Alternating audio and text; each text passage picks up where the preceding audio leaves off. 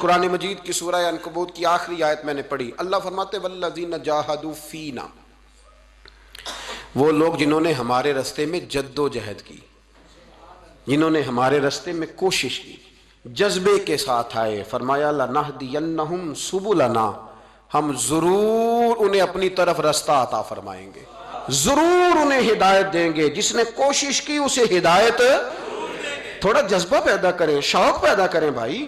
یہ جو اقبال کہتے ہیں شوق تیرا گر نہ ہو میری نماز کا امام، تو میرا قیام بھی حجاب، میرا سجود بھی حجاب۔ شوق سے نہ پڑھی جائے تو نماز کا بھی مزہ کوئی نہیں۔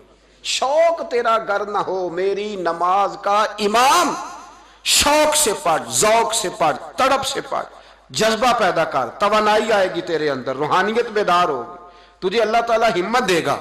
39 مسلمان لوگ ہو چکے تھے جب حضرت عمر فاروق نے کلمہ پڑھا رضی اللہ تعالی عنہ۔ 39، 40ویں حضرت عمر تھے، اور سارے بہادر تھے جو مسلمان ہوئے، دلیر لوگ تھے، حضرت امیر حمزہ جیسے لوگ تھے، مولا علی شیر خدا جیسے لوگ تھے، حضرت سیدنا ابو بکر صدیق جیسے سربراہان تھے امت کے۔ اور پھر میرے نبی سے بڑھ کر بھی کوئی دلیر ہوگا صلی اللہ ہو۔ تو حضرت عمر نے کلمہ پڑھا تو حال یہ تھا کہ مسلمان دار ارقم کے اندر رہ کے نماز پڑھتے تھے، چھپ کے اندر نماز ہوتی تھی۔ جناب عمر آئے نا، کلمہ پڑھا تو عرض کرنے لگے یا رسول اللہ یہ حضور اجازت دیں تو ایک بات کر لوں؟ کہ عمر کرو۔ کہ یا رسول اللہ یہ چھپ چھپ کے نمازیں کب تک پڑھنی ہیں؟ یہ چھپ چھپ کے نمازیں کا شوق تیرا گر نہ ہو میری نماز کا امام، حضور چھپ کے کب تک پڑھنی؟ حضور نے فرمایا کیا ہوا؟ عرض کی یا رسول اللہ نبی بھی اللہ کا اور کعبہ بھی اللہ کا، تو حضور وہاں چل کے نہ پڑھے؟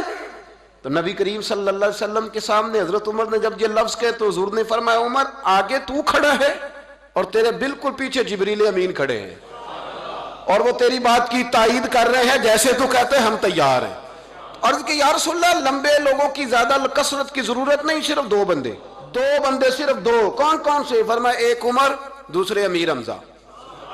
حضور صرف دو بندے تلوار لیں گے اور باقی 18 ہمارے پیچھے چلیں گے بغیر تلوار کے۔ تو یا رسول اللہ صلی اللہ علیہ وسلم آپ اجازت دے دیں۔ حضور نے فرمایا اجازت ہے۔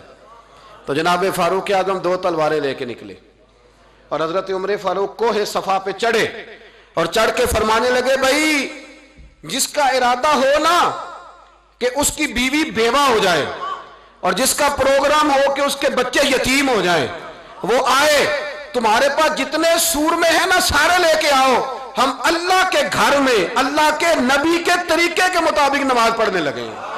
آؤ جس کے اندر جرت ہے آؤ میدان میں۔ بس وہ ایسے نعرے لگے اس وقت کہ حضرت فاروق اعظم نے نماز پڑھائی، مسلمانوں نے کھول کے پڑھی۔